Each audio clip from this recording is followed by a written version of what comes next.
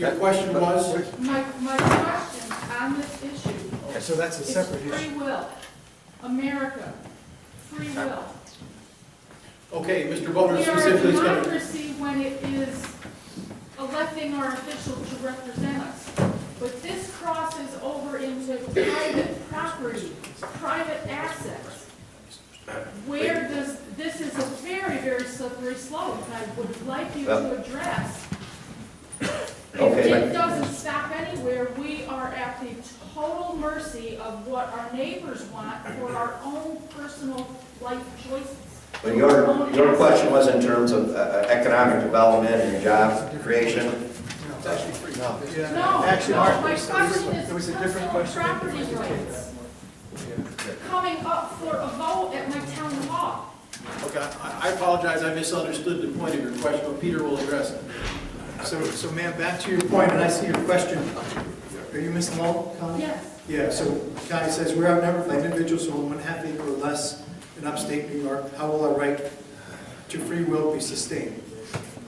You said that we were outnumbered by people downstate in urban areas. So I have an answer. I want you to understand we're also outnumbered here.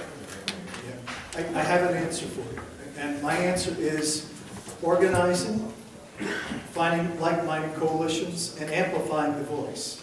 And this is a conversation I have routinely, particularly because we represent rural communities, because as rural communities, even as you're talking about your issue, we are outnumbered.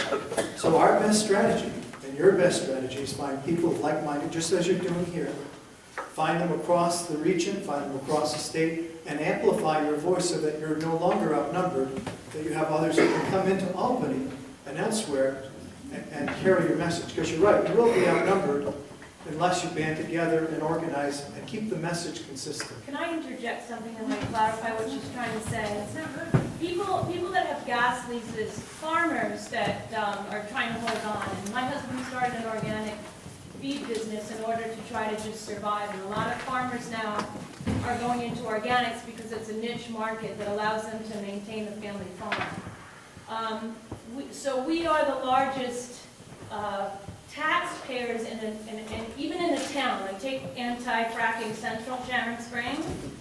So there may be 6 farmers that are pro-gas drilling that own 75% of the land, but there's 100 against that 6 that have a 1/2 acre that don't want anything to change. So if you talk about somehow for the sake of justice, it needs to be weighted so it's not one voice, because the people, I've been in the pro-life movement for a long time, and the pro-life people have no money. The pro-gas farmers have no money. They've been stigmatized. It's like a leper if you have a gas lease. You know, I had a reporter call me up and he was like, oh, you know, and he asked me about it and he was like, oh, would you be willing for me to take, well, you probably wouldn't let me take your picture.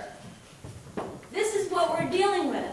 A very small minority of people that don't have a voice. And again, I can't